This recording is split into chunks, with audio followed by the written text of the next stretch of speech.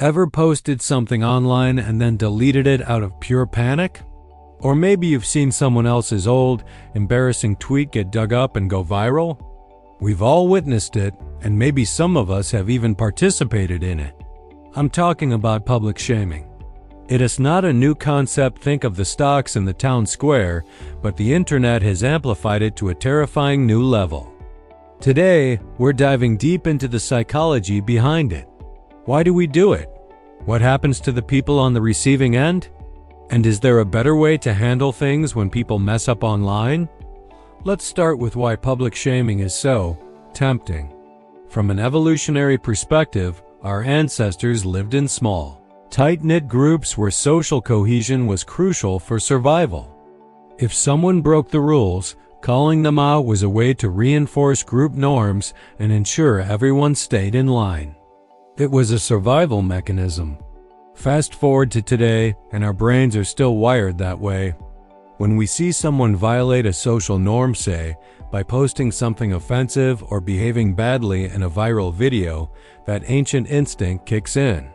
We feel an urge to point it out, to signal, "This is wrong and I am not like them." There's another powerful psychological factor at play, Schadenfreude. It's a German word that means finding pleasure in someone else's misfortune. When a celebrity or a public figure gets canceled, there can be a sense of satisfaction, especially if we perceive them as arrogant or undeserving of their status. It feels like a form of cosmic justice. On social media, this is turbocharged. A single click, a like, a share, a retweet allows us to join the mob without any personal risk. We get the dopamine hit of being part of a powerful, righteous group, all from the comfort of our couch. This is what psychologists call de-individuation. In a crowd, we lose our sense of individual responsibility. We're not just me anymore. We're part of an anonymous us, and that makes it easier to say and do things we'd never do face to face. Now let's flip the coin and look at the devastating impact on the person being shamed. The experience can be absolutely crushing. Imagine waking up to thousands of messages calling you every name in the book. Messages from complete strangers who have judged your entire character based on a single tweet, a clumsy sentence, or a bad photo. The human brain processes social rejection in the same areas that process physical pain. So, emotionally, being ostracized by a digital mob can feel like a physical assault. The effects are not just fleeting embarrassment. People who have been publicly shamed often report severe and long-lasting consequences: intense anxiety, depression, panic attacks, and post-traumatic stress disorder, or PTSD. They lose their jobs, their friends, their sense of safety. Their digital footprint becomes a permanent record of their worst moment, following them for years. It's a punishment that often far outweighs the original crime. A key problem with online shaming is the complete lack of context and proportion. The internet is a nuance-destroying machine. A joke that would be harmless among friends can be interpreted as a hateful statement by millions. An action filmed without context can make someone look like a monster. The digital crowd doesn't pause to ask questions. It sees, it judges, and it condemns, all in a matter of minutes. And the scale is just brutal. In the past, if you embarrassed yourself, the shame was limited to your village or town.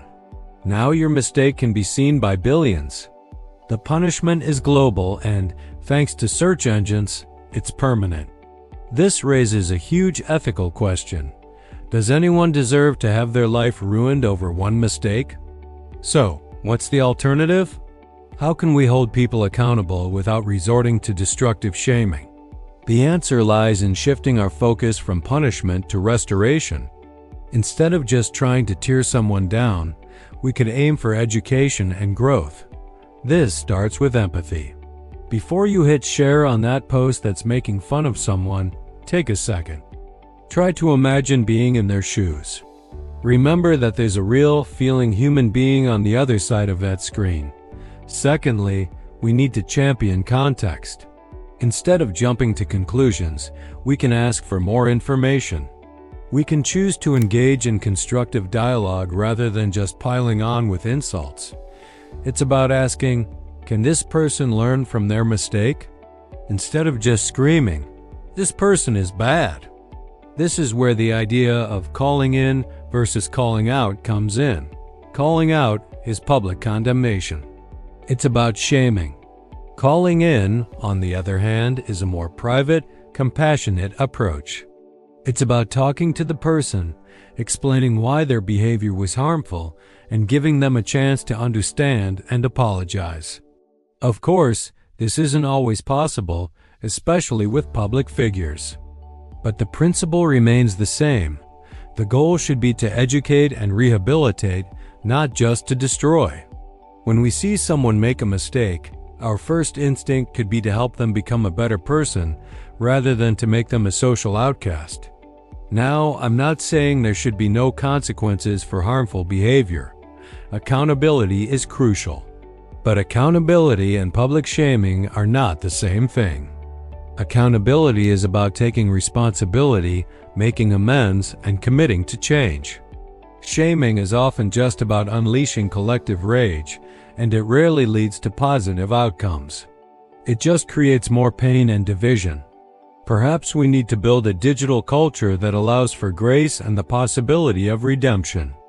A culture where a mistake is not a life sentence. Think about it. Have you ever said or done something you regret? I know I have. We all have. Now imagine if your worst moment was captured and broadcast for the world to see and judge forever. It's a terrifying thought. The internet has given us immense power. We can build communities, share knowledge, and connect with people across the globe. But it has also given us the power to destroy lives with a click. The next time you see a storm of public shaming brewing online, maybe pause for a moment. Instead of adding your voice to the roar of the crowd, you could be the person who chooses empathy, the person who chooses dialogue over damnation.